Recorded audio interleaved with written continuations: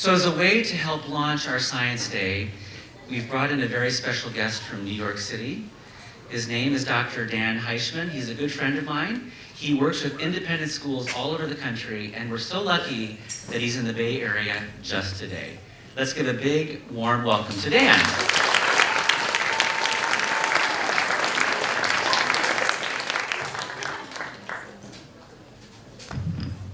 Thank you, Scott. Good morning, everyone. It's great to be here. Great to come from way over on the East Coast all the way over here to be with all of you today. It's a long way, right? I get to see a lot of really good schools all around the country, just like this one. And there's one thing they all have in common. They gather. In one way or another, they gather, just like we're doing this morning. That's a key to being a good school. Now, I understand I've come on a pretty important day, the first ever Science Day. And as I read about it, I thought, boy, I'd like to be a student again. How many of you parents, when your sons or daughters come home and talk about what they've done that day, think, gee, I'd like to be a student again? That's it, there we go. With Science Day coming, I just wanted to remind you about three things that relate to science, but they also relate to life. Because science is life, and life is science. So I want to remind you about three things as you go through the day today that I think are pretty important to being a good human being and to being a good scientist. The first is, it's okay to make mistakes. No one less than Albert Einstein once said, anyone who has never made a mistake has never tried anything new. And I understand the kindergartners know what happens when you make a mistake. What happens when you make a mistake, kindergartners? Your brain grows. Make a mistake and your brain grows. Well, I'm also going to say, when you make a mistake, your heart grows as well. I was not a very good baseball player as a young man, but one year I decided I was going to play Little League Baseball. And it was not a good year for me. I made an awful lot of mistakes. And I was terrified at the very last game of the year because the coach told me I was going to play the whole game.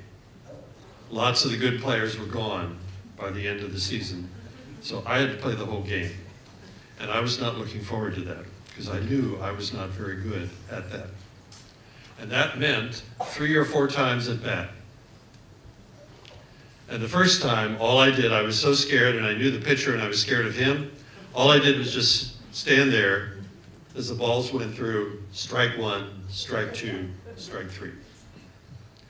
Same thing, second time at bat. Strike 1, strike 2, strike 3. Finally, the coach took me aside and said, Dan, you got to swing. You've got to try. You may strike out, but it's a lot better than what you're doing right now.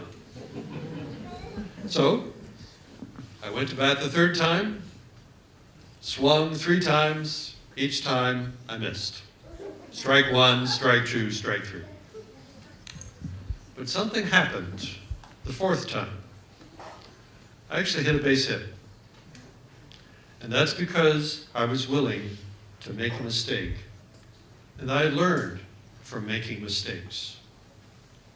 And every time I watch a baseball player strike out today, I feel for him or her because I know what that's like.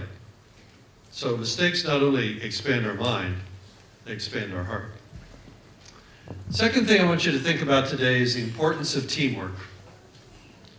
Science, in so many ways, is about teamwork and working as a team. And in the years ahead, you're going to get a chance to work as a team. A few weeks ago, I was at a school, and I watched the 5th graders do a project. They were all divided up into teams, and they were all supposed to build something with their team. And I watched something amazing. The teams that worked together got the job done.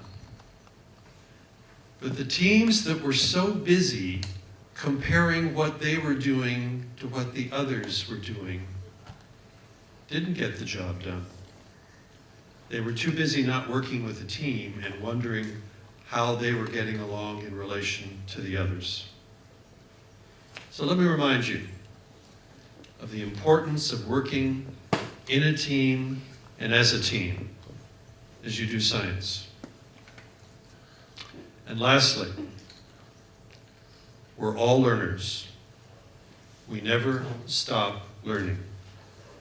Science is about experiments and learning from those experiments and learning again.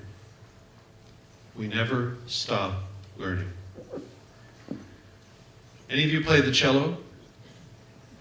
Got any cellists here? You probably know the name Pablo Casals. Pablo Casals was one of the greatest cellists of all time.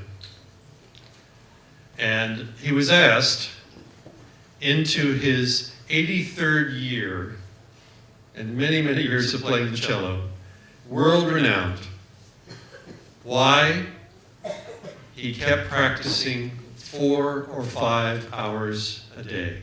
Imagine. Why do you keep practicing 4 or 5 hours a day? He was asked. And Pablo Casals said this: I think I'm getting better. I think I see some improvement.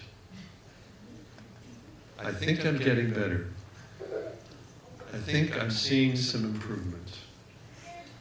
From a man who was world-renowned as a cellist. There's always something new to learn. So, it's okay to make mistakes. Work as a team. And there's always something new to learn. You know, at the beginning, I talked about how we adults, when we hear what you're doing, kind of say to ourselves, gee, I wish we were students again. Well, you know what? We're always students. We're always students. Lucky you. You get to be students all day long. Thank you very much.